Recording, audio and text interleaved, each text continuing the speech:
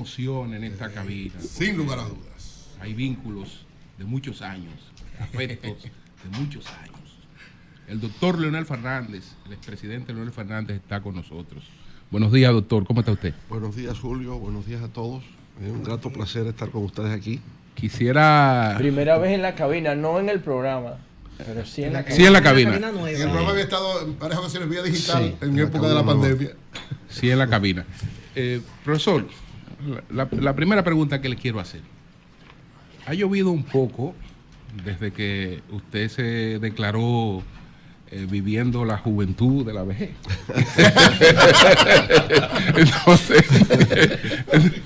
me gustaría saber en qué etapa de la juventud usted se siente en estos momentos y cómo se siente usted, cómo está su vida, cómo está su salud.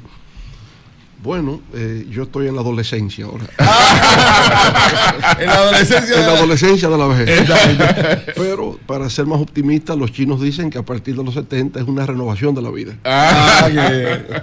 Qué bueno, adelante, Marilena. Lo primero, bueno, espero que se sienta en casa. Gracias, Marilena. Consideramos que usted es parte de la familia y no hablo solamente por nosotros, sino también por el señor Antonio Espaillat. Sí. Presidente de RCC Media. Y primero Y vecino en el barrio de Nueva York. Sí, los dos se criaron ahí. Sí. Primero reconocer, esto no es una pregunta, es un reconocimiento al gran aporte que ha hecho al país a través de una ley, la ley de fomento de la industria del cine. En principio se veía como un visionario, mucha gente no lo entendía y ahí tenemos los resultados. El padre del cine dominicano es el presidente Fernández. Y la industria del cine va en caminos de colocarse como la industria del turismo que permea toda la sociedad y hay conciencia sobre eso. O sea que felicidades porque sabemos que fueron años de mucho trabajo y de una manera consensuada escuchando a muchísimos sectores y sabemos que el señor Espaillat ha sido protagonista de todo esto. Sí. Okay. Recientemente, sí. Gracias, Marilena. En efecto, yo creo que obviamente hubo mucha gente previo a mí que estaba interesada en fomentar una industria cinematográfica en la República Dominicana. En mi caso particular era mi relación personal con Jimmy Sierra. Jimmy, como saben ustedes, fue un gran amigo desde Villajuana y él fue el que me introdujo al interés por el cine, empezando los años 70. Recuerdo que me invitó a ver la película Topaz, lo recuerdo perfectamente, porque cuando salimos de verla me dijo, tienes que escribir un artículo sobre esa película. Y yo no sabía entonces que se escribían artículos sobre películas. Yo pensaba que uno iba al cine, disfrutaba la película y ahí se acababa. Bueno, pero a partir de ver a Topaz, es el interés guiado por él. Vamos a ver las películas de Alfred Hitchcock. Y de repente empezamos a ver películas de Alfred Hitchcock. Y se fue desarrollando ya un interés no solamente como alguien que va al cine a disfrutar una película, sino alguien que se interesa por el cine como tal, como arte y como negocio, ¿verdad? Entonces desde muchos años empezó ese interés por el cine, la vinculación con los cineastas. Luego se profundizó mucho con la amistad con Vin Diesel y su padre, ya hace eso más de 20 años, ¿verdad? Y entonces Vin Diesel venía a la fundación, daba charlas, daba talleres, y su padre también. Los estudiantes más brillantes eran enviados entonces a Los Ángeles. Llegamos a desarrollar una relación con la Universidad de UCLA, Universidad de California en Los Ángeles, que tiene una gran escuela de cine. También con la Escuela de Cine de Nueva York, el New York Film Institute. Entonces, esos estudiantes, financiados por la fundación de Vin Diesel y por Funglode, se pasaban 2 meses, 3 meses, aprendiendo diversas áreas. Algunos estudiaban guión cinematográfico, otros manejo de cámaras, la parte técnica, ¿no? Después hicimos también una relación con la Escuela Lumière en París para formación de recursos humanos en el área cinematográfica. De manera que fueron muchos aspectos antes de la ley per se. Creo que también ha contribuido a impulsar la industria el Festival de Cine Global Dominicano, que forma parte de la Federación Internacional de Festivales de Cine y por tanto está muy presente en San Sebastián, en Cannes, en Berlín, en Toronto, más los festivales de cine en América Latina, porque ha permitido el establecer vínculos con cineastas que vienen anualmente y en 2 semanas pues organizan talleres, organizan seminarios, establecen vínculos, conexiones y la gente luego viaja a esos lugares donde vienen esos cineastas y van desarrollando una capacidad profesional en lo que concierne a la cinematografía. Antes se hacía una película al año, ahora se hacen 100 películas al año. pero sobre todo el hecho de que hayamos atraído la atención de Netflix, que hace películas acá, de la industria de las telenovelas de Turquía, que filman telenovelas acá, son conocidas en el mundo del Medio Oriente y sobre todo en Turquía. Ahora, grandes productores de Hollywood vienen aquí también a hacer exactamente, y ahora incluso para algunos documentales en materia deportiva con ESPN, que estamos haciendo un documental de Juan Marichal. Y entonces ahí hay una relación con ESPN para que pueda tener una audiencia mucho mayor que la que puede quedarse aquí en República Dominicana. De manera que sí, María Elena, ha sido un largo proceso que culminó con la ley de cine, pero hay muchos antecedentes. Y una iniciativa que ha habido continuidad del Estado. Los gobiernos posteriores han respetado la ley. Ahora mi pregunta, su posición en torno a las violaciones de menores de edad. Y esta pregunta va, yo sé que Julio Romero no ganó,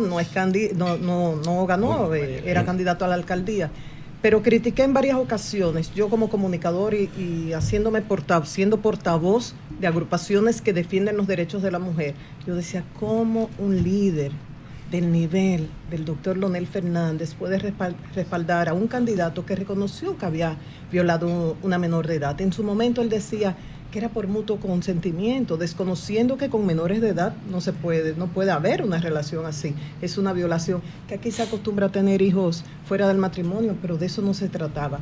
Pero que él no lo entendiera, wow, bueno, está bien. Pero en el caso suyo no lo entendimos nunca, ese apoyo que se le dio desde la fuerza del pueblo a ese candidato, aún con esa situación.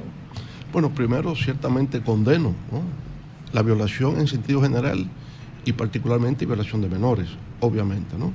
No habría discusión sobre ese particular porque es algo, digamos, que tiene que ver con la dignidad humana y más con la dignidad de una persona menor de edad. En el caso de Julio Romero, yo le diría, él participó en un proceso interno de competencia para ser candidato. En la Fuerza del Pueblo no se llevó a cabo primarias, sino que sí, la escogencia de candidatos se hizo a través de encuestas. Él fue escogido, él fue seleccionado. Él fue el más votado, ¿verdad? Entonces ya se convierte en el candidato oficial.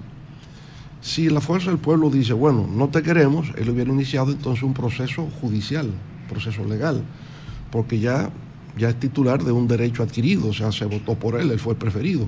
Al momento en que ya es el candidato oficial, me guste o no me guste su antepasado, tengo que asumirlo como tal, él es el candidato del partido y no hay forma de deshacernos de él, al menos que él voluntariamente decidiese no participar por las críticas que había sobre su persona.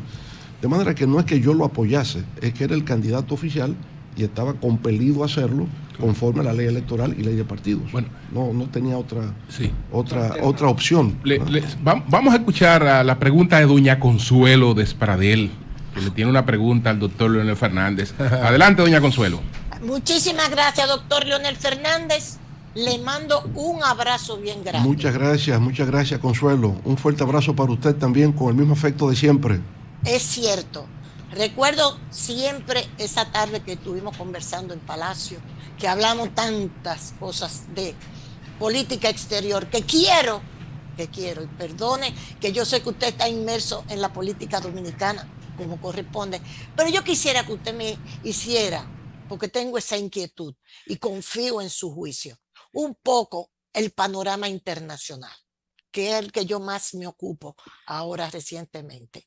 Presidente, hay una situación, hoy sale un documento en el Washington Post, una información que dice que hay un documento secreto de los rusos, esa es la primera del Washington Post de hoy, de que hay que tomar medidas para enfrentar a Occidente y en especial a Estados Unidos dentro de un nuevo panorama geopolítico que hay que debilitar a los Estados Unidos.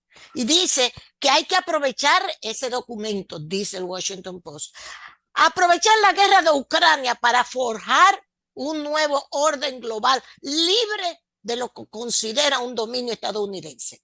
El primer ministro polaco dijo en días atrás, estamos sencillamente en épocas de preguerra.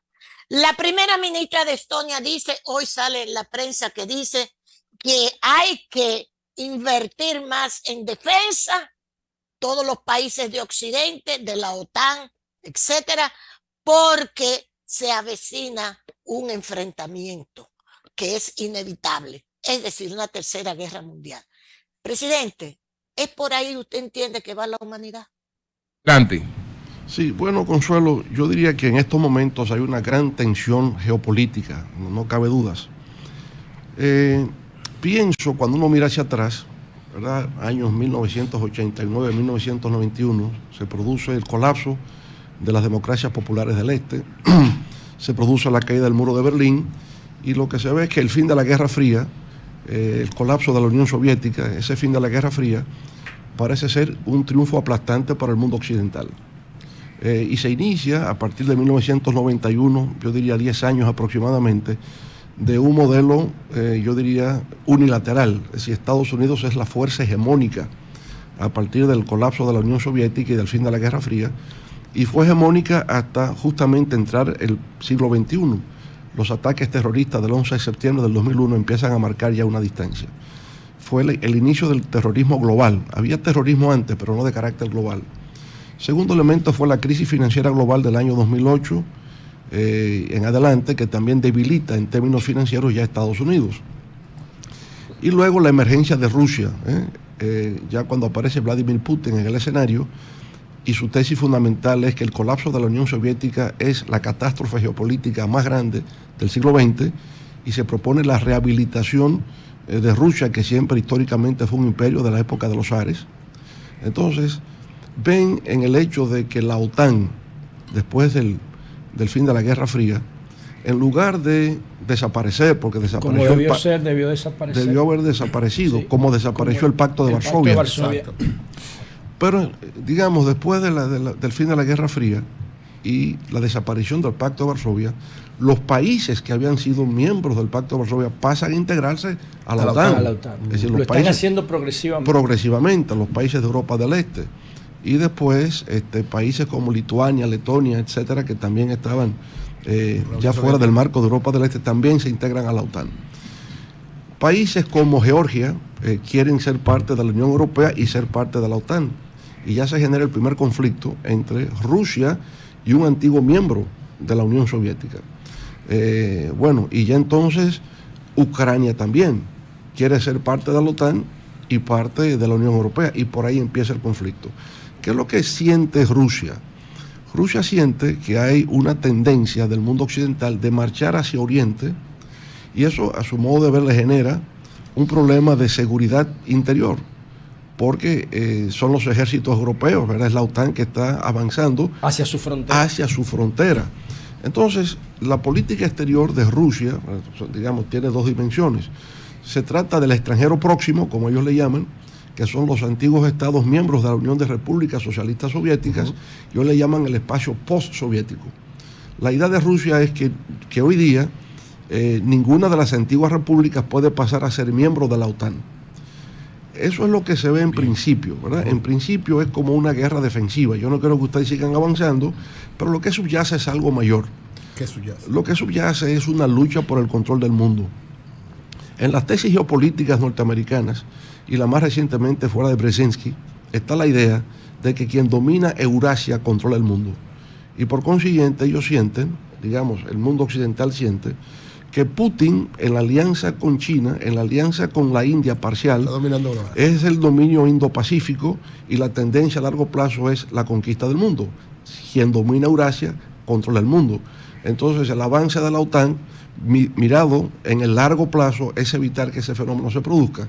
Y el papel de China, de Rusia, de la India, sería justamente establecer un nuevo orden mundial dominado por ellos. Entonces el mundo está... China e India también se mete en ese eje, o sea, pudiera poner a China en ese eje ruso-chino. Es una relación compleja, porque también hay conflictos entre Rusia y la India, pero también la India es parte de los BRICS. Claro. Y los BRICS están planteando, en la percepción del sur global, ¿verdad?, un nuevo orden mundial que significa una contestación a la tradición del mundo liberal occidental.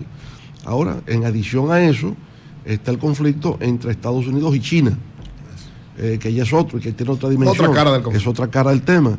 China empieza más bien como potencia económica y va avanzando hasta situarse en la segunda gran potencia mundial. Dentro del marco de la globalización y de la fragmentación del sistema productivo, porque ahora ya nada se produce en un país, es una cadena, ¿verdad?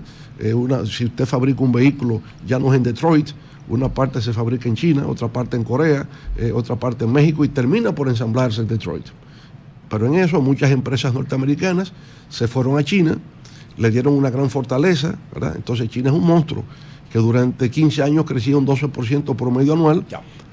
Y claro, en la medida en que Estados Unidos veía que las exportaciones chinas iban al mercado norteamericano, creando un desbalance comercial, entonces llega Trump, sube las tarifas a las importaciones que vienen de China, eso va incrementando la tensión y ahora China responde militarmente.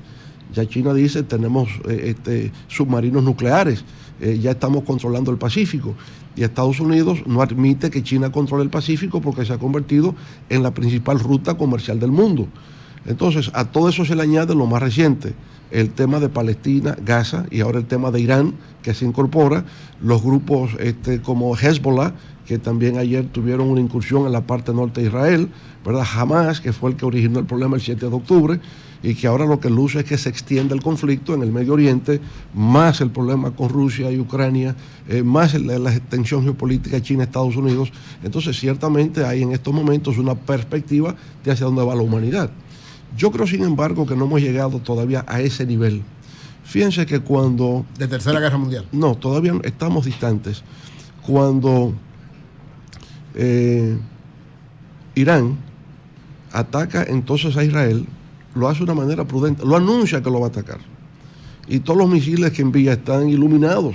Sí, era como un árbol. Es una advertencia. Una advertencia. Es decir, no había el propósito deliberado de causar daño, sino advertencia.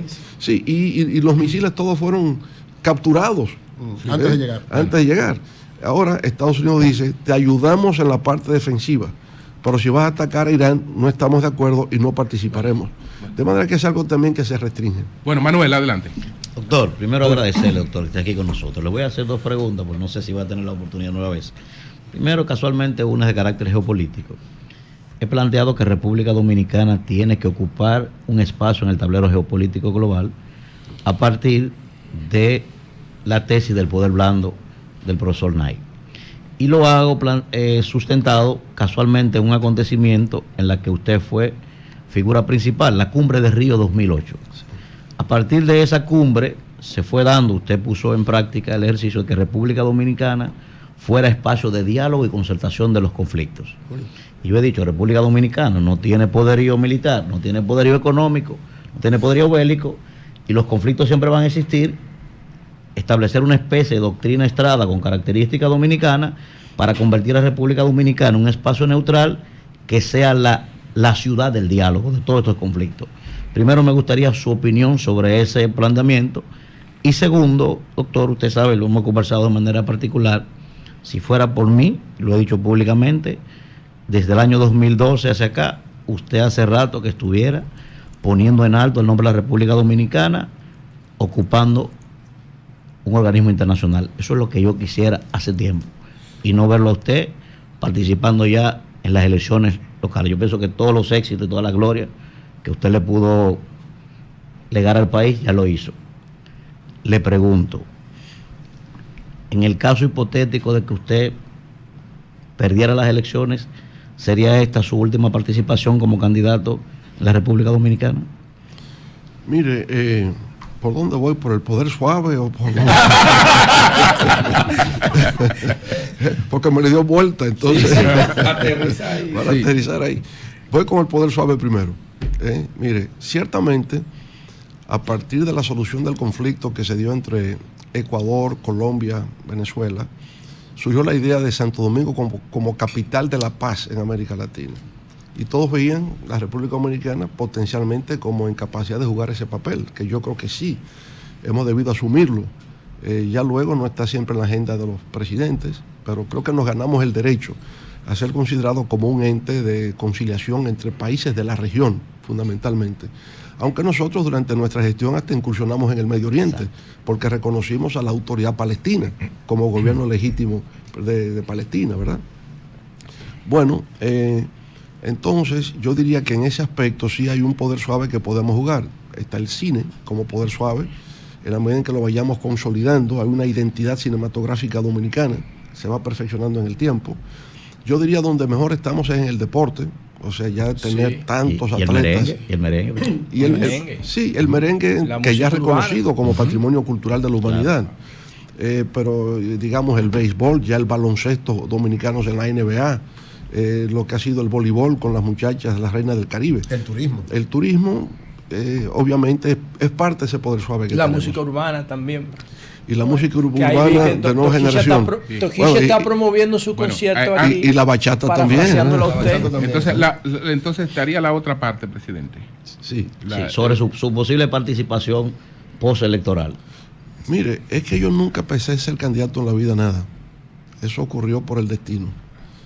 Julio sabe Así es. que cuando se me iba a escoger como candidato a la vicepresidencia en el año de 1995, yo me resistía a hacerlo. Me resistía. Porque entendía que no era mi papel. O sea, yo empecé a participar en política no aspirando a cargos, no aspirando a nada, sino porque no podía ser indiferente, insensible a las cosas que ocurrían. Y asumí el liderazgo de Juan Bosch como referente intelectual, como referente ético, y lo seguíamos, ustedes eran parte de todo eso, ¿verdad? Pero nunca pensando en cargos, porque inclusive en la época en que empezamos a participar en política, las elecciones se veían como un matadero electoral. No tenía sentido participar en elecciones, porque eso estaba como decidido con antelación. Los ideales eran otros, los proyectos eran otros. Entonces, bueno, el país cambia, entro en ese proceso electoral y soy electo varias veces. En el año 2012 yo entendí que mi función había terminado. Es decir, que ya yo como candidato había terminado en el 2012 y tenía otros proyectos, tenía otras ideas. Yo lo he dicho públicamente varias veces.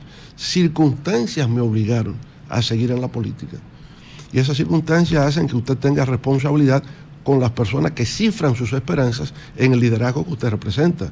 Entonces esas personas, si usted da la espalda, sencillamente creen que usted es un traidor, que usted los está abandonando, que usted no asume el papel que le corresponde, la responsabilidad que tiene que asumir. De manera que para mí, estar o no estar ya ni siquiera es una decisión individual personal. Estoy compelido por circunstancias que se presentan en un momento determinado. Ahora, yo diría, se produjo una fragmentación dentro del Partido de la Liberación Dominicana, hemos creado la Fuerza del Pueblo, la gente sigue, digamos, tengo que ser responsable con lo que siguen. Y tengo que tratar de crear un partido que realmente sea un partido fuerte, un partido que compita, que contribuya a consolidar la democracia en la República Dominicana, que es una fuente de progreso, de bienestar para este país. Y yo dije desde que se formó, este es un partido no solo para las próximas elecciones, es un partido para las próximas generaciones. En el PLD, cuando ingresamos en el 1973, desde el origen, y veníamos del PRD, ¿verdad? Desde que ingresé a la universidad en el año 71 ya formalmente estaba organizado en el Frente Universitario Socialista Democrático FUS, en la JRD y miembro del Comité de Base B21 en Villaconsuelo. Ese era nosotros en el PRD.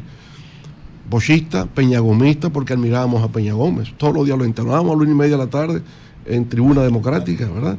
Bueno, se produjo esa ruptura, pasamos entonces al PLD. ¿Y quién iba a pensar cuando ingresamos que ese partido iba a llegar a 50 años? Nada, usted va haciendo la cosa en el día a día, 50 años. Cuando participa por vez primera en un proceso electoral, en el 1978, el PLD solamente obtuvo 18,000 votos, el 1% con Juan Bosch como líder. Muchos decían que el PLD era un partido natimuerto, que eso iba a desaparecer. Y ese partido se convirtió en la organización política más exitosa en la historia política electoral de la República Dominicana. Ya circunstancias, cuando no hay nadie en el horizonte que pueda desafiarle, como ocurre con toda la vida, el conflicto es hacia adentro. Así es. Cuando no tengo un enemigo externo, entonces surge el enemigo hacia adentro. Y eso erosiona la institucionalidad y termina, como siempre, en una fragmentación. Ahora estamos en la Fuerza del Pueblo. Sacamos un 5% como partido en una primera incursión.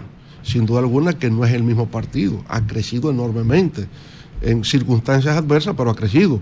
Ya se les reconoce como una fuerza importante en la vida política nacional y todavía aspiramos a ganar las elecciones, porque en esa batalla estamos. Partiendo de lo que usted me dice, presidente, lo veremos más allá del 24 también, ¿verdad?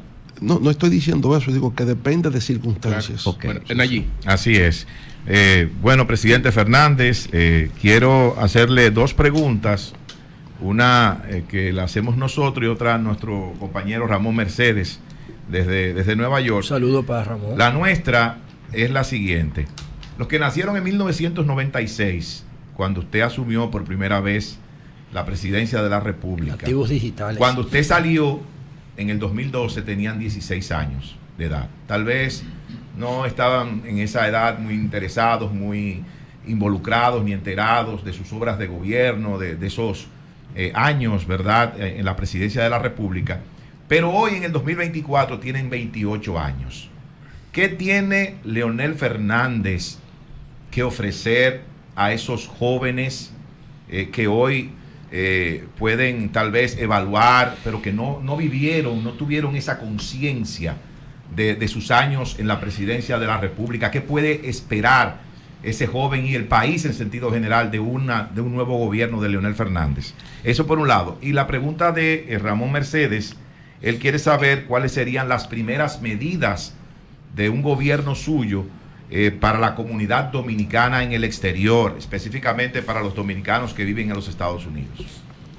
Sí, paradójicamente, cuando vemos las encuestas que hacemos nosotros, ¿verdad?, un poco para medir el estado de ánimo de la población dominicana, el mayor apoyo de la Fuerza del Pueblo está en el segmento poblacional entre 18 y 35 años de edad. Son de los jóvenes. De los jóvenes. O sea, tenemos más apoyo en la juventud que en otros segmentos del espectro demográfico dominicano. Ahí está la fuerza el mayor apoyo de la Fuerza del Pueblo está en ese segmento 18-35 años de edad. Ahora, lo que espera la juventud dominicana de un gobierno de la Fuerza del Pueblo fue sembrado... Presidente, hay otro líder ahí adentro que le ayuda un poquito en eso. Sí. Le empuja. Hay alguien que empuja un poco ahí. Sin duda, pero hay otros jóvenes que van emergiendo en la Fuerza del Pueblo. No, lo que pasa es que, discúlpame, es que Omar ayer vi en YouTube un comercial sobre la protección de los derechos a los animales. Sí. Y yo estoy muy comprometido con eso. Muy bueno. Y es la primera vez que veo en una campaña electoral una propuesta muy creativa que tome en consideración un factor determinante en la clase media, que es la protección animal. Y quería aprovechar la presencia suya. ¿Qué pueden esperar los jóvenes, presidente? Sí, ahí voy. Entonces, lo que los jóvenes pueden esperar lo empezamos a sembrar nosotros desde el primer periodo de gobierno. El Parque Cibernético de Santo Domingo y el Instituto Tecnológico de las Américas. El ITLA. ¿Qué es lo que proponemos hoy día? La propuesta nuestra es la transformación de la sociedad dominicana en una economía y sociedad del conocimiento. Entonces, hoy es el mundo de la inteligencia artificial, de la robótica. Ese es el mundo de hoy, es el mundo al que aspiran los jóvenes en la República Dominicana. Entonces, nuestra tesis es la conversión del Parque Cibernético de Santo Domingo en el corredor tecnológico de las Américas. Y hoy día, cuando hablamos de nearshoring, que Estados Unidos con el conflicto con China se plantea que las empresas norteamericanas vengan a su área de influencia, si ya tenemos 70,000 jóvenes egresados del ITLA en distintas competencias de alta tecnología, más tenemos dominicanos en Nueva York, dominicanos en la Florida, dominicanos en Boston, también expertos en distintos aspectos de alta tecnología, o sea, tenemos el capital humano, tenemos la formación, tenemos la proximidad geográfica que aspira el nearshoring. Estados Unidos quiere que toda la industria de los semiconductores se realicen en esta parte. Pues mira, ahí está el mundo ideal, de que efectivamente podamos extender no el parque cibernético nada más como corredor, convertir Santiago, zonas francas, otras partes del país, en ese gran corredor tecnológico donde podamos desarrollar programas de software, no solamente la parte de hardware de ensamblar, sino de producir programas de software, desarrollar aplicaciones para telefonía móvil, desarrollar la industria de los semiconductores. ¿Por qué Costa Rica lo puede hacer y nosotros no? Pienso en eso. Ya tenemos una relación con la Florida, que es el cuarto estado de la Unión Americana con mayor desarrollo de alta tecnología. Tenemos una relación de $8,000 millones al año, pero que básicamente tiene que ver con textiles, prendas de vestir, calzado, plásticos, equipos médicos. Ahora pasaríamos a una escala mayor, donde hay mayor valor agregado a los bienes y servicios que vamos a producir por esa vía. Yo siento que eso es lo que quiere la juventud dominicana, porque estamos en la etapa de la digitalización de todo. Es la digitalización de la música, es la digitalización de los deportes, y vamos a entrar ya no como consumidores pasivos, sino como creadores de plataformas de alta tecnología. Yo pienso que eso es lo esencial. Obviamente una educación de calidad, participar en los deportes, participar en la cultura, eso espera Y con relación a los dominicanos en el exterior. Yo pienso que la principal medida que podemos tomar es la creación del Ministerio de la Diáspora Dominicana. Nosotros creamos, durante una de nuestras gestiones de gobierno, el Instituto de los Dominicanos en el Exterior. Eso tuvo éxito, se mantiene todavía hoy, pero ahora pienso que hay que institucionalizarlo un poco más. Y esa institucionalización, porque se ha ganado el derecho, los dominicanos en el exterior representan la principal fuente económica de República Dominicana. Son 10.000 millones de dólares al año que envían en remesas. Por tanto, el derecho a un ministerio que los represente en la diversidad de las políticas públicas de República Dominicana. José. Bueno, gracias por Virgilio, estar con nosotros aquí, presidente Leonel Fernández. Y Pedro. Yo quería... El diputado Pedro. Hacerle dos preguntas puntuales. Gracias, maestro. Ya ganó. Esta semana se presentó en esta plataforma la encuesta RD Elige. Usted en el 2004, peleando abajo, sacó 57% frente a Hipólito. En el 2008, como presidente, sacó 53% frente a Miguel Vargas Maldonado. Y después, desde el poder, también ayudó a Danilo Medina a ganar las elecciones del 2012. Usted ha peleado arriba y abajo. Sabe lo que es eso. Y según RD Elige, si las elecciones fueran hoy, faltando un mes para ese certamen, el presidente Abinader figura con 64, usted con 20 y Abel con 10. Esa es una diferencia insalvable en 30 días de campaña. ¿Qué se siente estar en ese escenario? Usted que ha estado en todos los escenarios electorales posibles, por un lado. Y la segunda pregunta tiene que ver con Danilo Medina. Cuando yo estaba en el Congreso, cuando ustedes se dividieron, y en esa oportunidad yo decía que ustedes estaban reproduciendo la relación de Jorge Blanco con Masluta. Una historia que nosotros habíamos vivido, ustedes, yo la estudié, pero no la viví así. Y me parecía que era el mismo escenario. 4 años después de esa ruptura, ¿cómo están esas relaciones? ¿Son solamente políticas o se han podido reconstruir? ¿Ustedes hablan en privado, dentro del marco de la alianza solamente, o cómo es la cosa? Mire, con relación a lo primero, ya yo le he expresado en privado a Antonio mi criterio sobre la encuesta RD Elige. Y por tanto no voy a airarlo aquí públicamente. Pero si fuera verdad lo que usted dice, o lo que refleja esa encuesta, 64-20-10. Yo no entiendo por qué entonces el PRM anda de cacería, buscando... ¿De cacería? De cacería. Por ejemplo, un candidato que sale electo en Pedro Brán, electo alcalde, y se busca la manera de cooptarlo. Usted tiene un candidato a senador en Samaná, y ese candidato de repente pasa al partido oficial. Es decir, ¿cómo es posible que los que se eligen y los que no se eligen y los que son candidatos se está detrás de ellos para sumar una causa que se entiende ya está ganada? Si usted tiene 64, usted que es un fanático del baloncesto, ¿qué usted hace? Congelar el balón. Lo congela. Usted congela el balón. Yo espero que el reloj diga que el juego se terminó. Pero si usted está todavía donkeando, y usted está haciendo el showtime, es porque usted como que no está seguro. Y busca refuerzo, está buscando refuerzo. Parece como que no es tan así.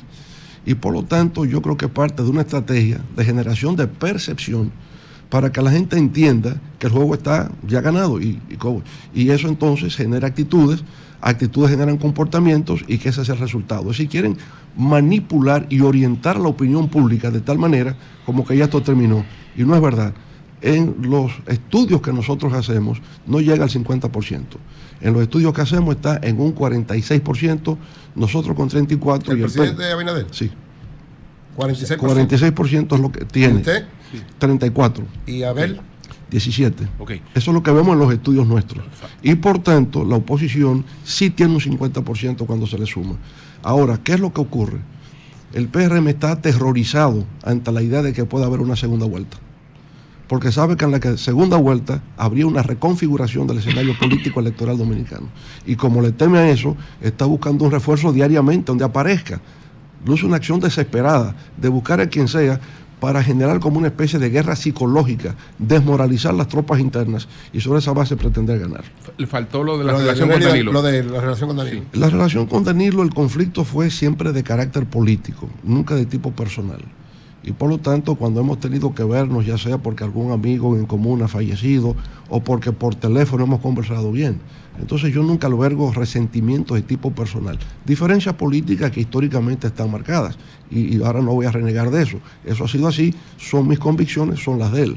Claro. Ahora miramos hacia el futuro y, como digo, en el escenario lo que se ve es que vamos a una segunda vuelta electoral y que en esa segunda vuelta vamos a ganar. Virgilio Eury. Y Pedro. Presidente Fernández, honrado de tenerlo en la cabina de Sol de la Mañana. Buenos días. ¿Entiende usted, presidente, dos preguntas brevemente? ¿Entiende usted que la alianza Rescate RD le ha sumado a su organización política? Número uno, porque según lo que dicen las encuestas, eso le ha restado números a usted y a su organización. Y por otro lado, presidente, he escuchado a algunos de sus más cercanos colaboradores hablar del tema del narcotráfico y del narcoestado, acusando de narcoestado al gobierno que preside Luis Abinader, el cual la DEA le ha reconocido en varias ocasiones por su capacidad y recolección y el gran trabajo que han hecho en contra de las drogas y el narcotráfico. Eso por colaboradores o personas aliadas al partido que han sido acusadas en otros países, principalmente en los Estados Unidos.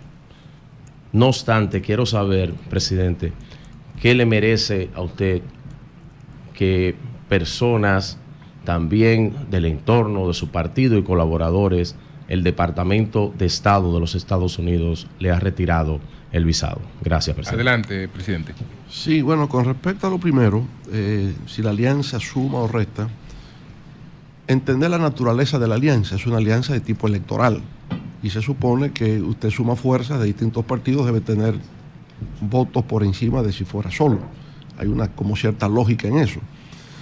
De que nuestras expectativas eran mayores para las elecciones municipales, sí.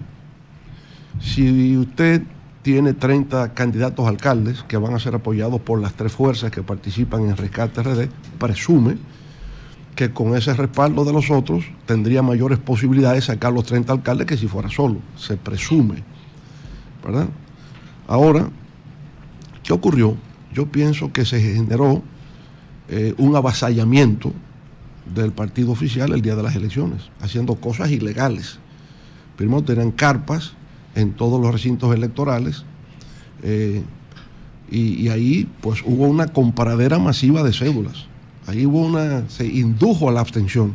Y eso no lo digo yo, eso está en el informe oficial de la OEA, que verificó la compra de cédulas masivas. Pero además hemos sabido con posterioridad de cómo se manejan los programas sociales y cómo se hace una interconexión con el padrón electoral. Quiénes están en los programas de tarjeta Supérate, quiénes están en el bono gas, quiénes están en el bono luz. Y entonces se ve quiénes están en el padrón electoral para establecer esa conexión. Y se visitaban a la gente antes de las elecciones.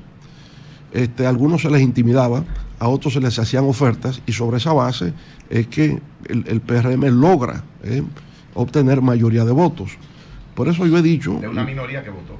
De una minoría, porque se gana con el 22% del universo electoral, lo que indica que el 78% o se abstuvo o no votó por el oficialismo.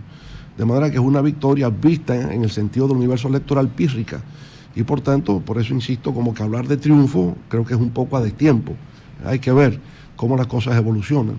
Recuerden aquellas elecciones del año 1948 de Truman y Dewey, donde todo el mundo pronosticaba que Dewey iba a ganar. Hasta los periódicos titularon anticipadamente el triunfo de Dewey y Truman aparece sonriente al día siguiente levantando el periódico. El Chicago Tribune gana Dewey y el ganador había sido Harry Truman.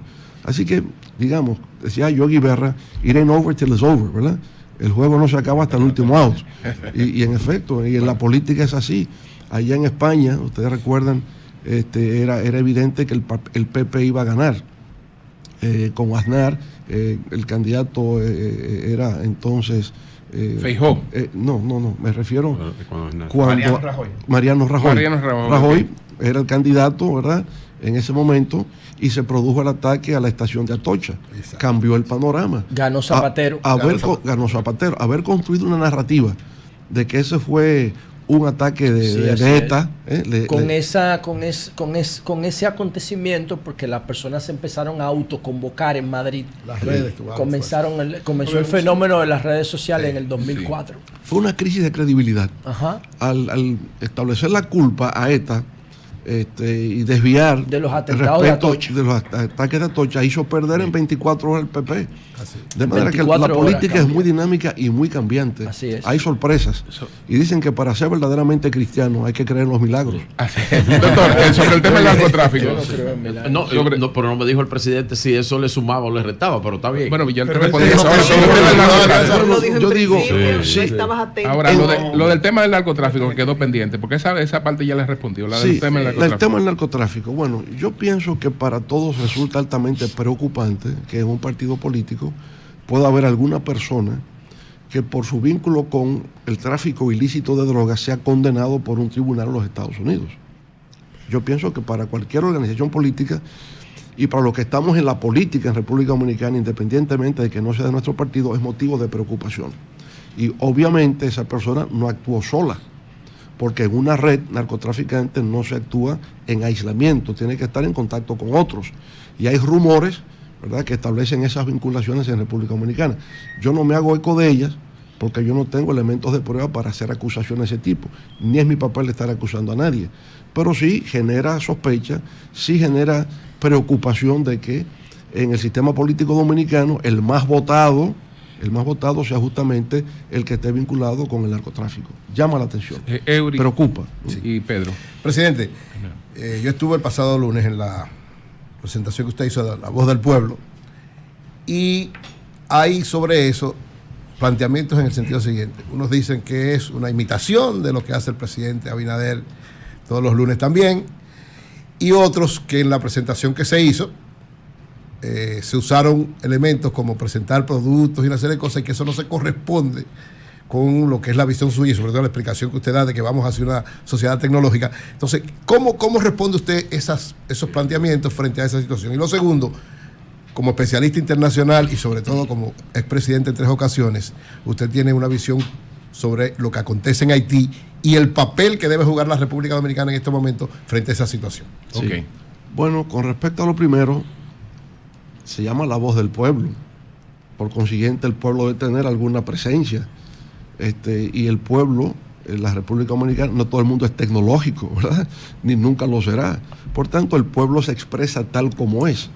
Lamentable que siempre hay gente que quiera desdeñar al pueblo, quieran minimizar lo que es el pueblo, pero el pueblo lo dice a su manera, a su estilo, pero dice su verdad. Y lo que ahí se quiso decir es que estamos mal. Como miembro del pueblo, ciertamente que hay un problema del alto costo de la vida y falta de recursos.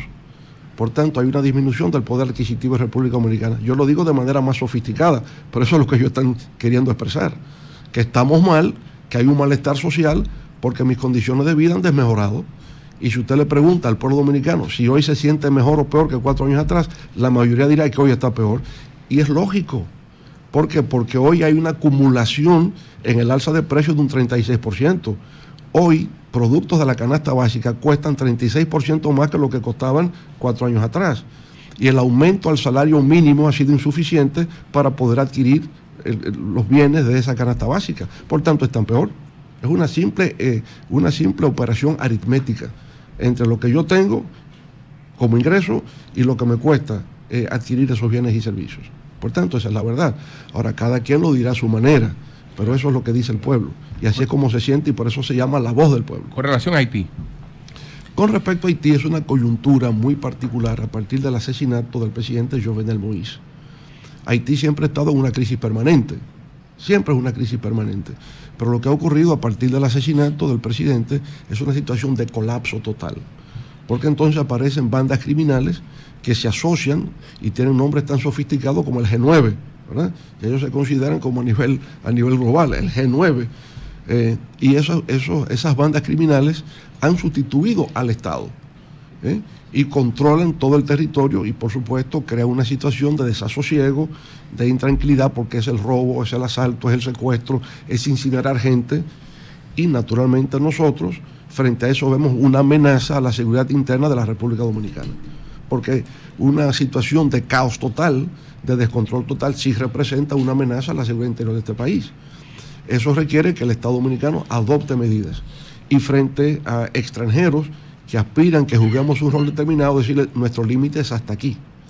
Por tanto, exigirnos, como hace Amnesty International, como hace ACNUR, o como hace el Departamento de Estado norteamericano en su informe sobre derechos humanos, de que República Dominicana no debe deportar a personas indocumentadas o ilegales, no se puede pedir eso. Cuando las embarcaciones salen de Haití hacia la Florida y las devuelven, cuando salen a Jamaica y los devuelven, cuando salen a las Islas Turcos y los devuelven. Entonces, ¿por qué República Dominicana tiene que aceptarlos? ¿Porque estos vienen por tierra y por otros por mar? No, como quiera. Bueno, como quiera. Entonces yo diría, en ese aspecto es correcto la deportación de personas indocumentadas, que vendrían en mayor cantidad por la situación que está viviendo internamente. En un campo de refugiados también es imposible para la República Dominicana. Las experiencias internacionales son fatales para aquellos países que tienen campos de refugiados. Se convierte en un problema estructural permanente para el país que recibe. Sí. Presidente Leonel Fernández, presidente de la Fuerza del Pueblo, candidato presidencial de esa organización. En su primer gobierno usted sometió al país a un proceso de transformación de sus instituciones y hubo un proceso que se le denominó la capitalización de las empresas del Estado. Muchos entendieron que fue una venta vil, incluso se ha tratado de manipular en esa dirección, de que no se trató de recapitalizar esas empresas, que muchas estaban totalmente quebradas e inoperantes, y el proceso de capitalización pudo haberla salvado o la salvó. ¿Se siente Leonel Fernández satisfecho con ese proceso de capitalización luego de haber pasado el tiempo, ver los resultados de la misma? Primera pregunta. Y la segunda tiene que ver con el eslogan nuevo de su campaña: volvamos pa'lante. Antes usted utilizaba pa'lante que vamos. Desde el poder utilizó continúa el progreso. ¿Por qué esos eslóganes? Yo entiendo que es para acercar la idea de lo que se pretende hacer desde el gobierno con el proyecto político representado. Pero mucha gente se pregunta, y hasta se lo dice a uno en la calle: Pedro, volvamos para adelante, es que estamos tan mal. Bueno, adelante, doctor. Qué pregunta tan difícil. Sí. Bueno, mire, es complicado. Sí, yo pienso que las consignas es para afuera que van, es para adelante que vamos, para adelante presidente, están como muy asociados a lo que he hecho en la política dominicana. Yo siento que en efecto hemos tenido un retroceso en estos 4 años. O sea, cuando usted pregunta, ¿estamos mejor o peor que 4 años atrás? Yo pienso que estamos peor. ¿Y por qué estamos peor? Bueno, ¿cuál ha sido la tasa de crecimiento promedio anual que ha tenido República Dominicana en 50 años? 5%. Este país ha tenido un promedio de crecimiento anual de un 5%, con excepción de momentos de crisis. ¿Como cuáles? Crisis financiera del 2003. Crisis financiera global del 2008. año 2008, en el 9 bajamos a 3.5. Son los momentos... Y el COVID. Y el COVID. El COVID en el 2020, que tuvimos una contracción de menos 7. Bien. Fuera de eso, siempre un 5%. ¿Cuál es el...? No, y en el 2003 por lo de Baninter. Eso lo dijo el Pero, ¿cuál es la tasa de crecimiento del 2020 al 2023? 3.6. 3.6. Yo he escuchado al presidente decir 6.3, lo invierte. ¿Pero por qué lo invierte? Porque él toma el 12.3 del 2021 como crecimiento orgánico, y eso se llama rebote estadístico. Porque si usted viene de menos 7%, usted no crece 12%. Usted tendría que comparar con el año de la prepandemia, el 2019, exacto, y el crecimiento orgánico dicho por la CEPAL, reconocido por el Banco Central, fue de 4.7%. De manera que en ningún momento en esta gestión de gobierno se ha llegado a 5 en ningún año. Y el año pasado fue el peor, 2.4% del PIB. Y yo digo, Yo no conozco ningún lugar del mundo democrático donde en un año preelectoral usted tenga 2.4% del PIB y gana las elecciones. ¿Cómo? Entonces, no se ganan las elecciones, se compran elecciones, que es diferente. Doctor, bueno, pero en ese periodo no incidió post pandemia, la guerra, la inflación. La guerra Rusia-Ucrania ha seguido, ¿y qué efecto está teniendo? Ninguno. Es decir, también se sobredimensionan acontecimientos. Hay cosas que son momentáneas, pero la guerra tiene más de 2 años y hoy día no está incidiendo en nada. Rusia incluso se ha sobrepuesto a las sanciones económicas que le establecieron. Por tanto, yo lo que veo es que aquí la economía se ha mantenido por los factores externos. ¿Cuáles? Las remesas, el turismo y las zonas francas. Factores internos ninguno. La manufactura local, el sector agropecuario, ninguno ha crecido a 5%. Bueno, sí. Yo quiero algo puntual. Es que todo el mundo quiere algo puntual. Falta la capitalización. Entonces, con respecto a la capitalización, ahí Pedro, a veces se tiende a confundir deliberadamente capitalización con privatización. La privatización significa en este caso una transferencia de la titularidad del derecho de propiedad del Estado a un sector privado. Sí. Eso no se dio con ninguna empresa del Estado, absolutamente ninguna. Lo que hubo fue capitalización, con lo cual quiere decirse que se invitó al sector privado a hacer una inversión equivalente al valor de mercado de la propiedad del Estado y el Estado preservando mayoría de las acciones. Entonces, si se quiere, lo que más se aproxima a una capitalización es una alianza público-privada. Bueno, puntual quiere decir pregunta sin comentario. Breve pregunta sin comentario. Eso es lo que quiere decir puntual. Ahí voy. Sin comentario. Sí. ¿Cómo están sus ánimos para el debate presidencial de Ángel próximo miércoles y sus niveles de confianza ante el rol de la Junta Central Electoral en este proceso? Bueno, para el debate el próximo miércoles, ya usted sabe, vuelvo a ponerme la toga como antiguo abogado de la defensa penal. Litigante. Ahí estamos, abogado litigante. Ahí estaremos. Y con respecto a la Junta, yo creo que hay que darle el beneficio de la duda. Esta Junta ha tratado de hacer las cosas bien. Son más abiertos.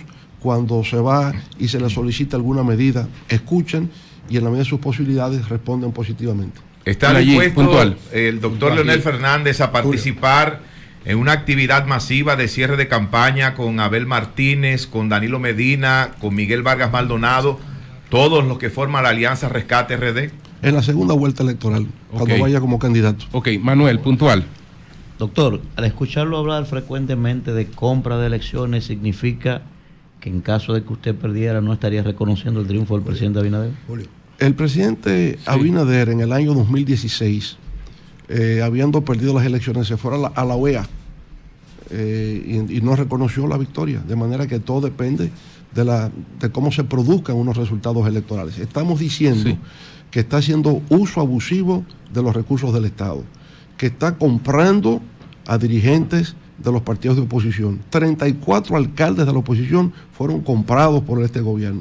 45 directores de distritos municipales fueron comprados por este gobierno. Un candidato que acaba de ganar unas elecciones como alcalde fue comprado por este gobierno. Candidatos actuales los sacan de su condición porque están siendo comprados por el gobierno.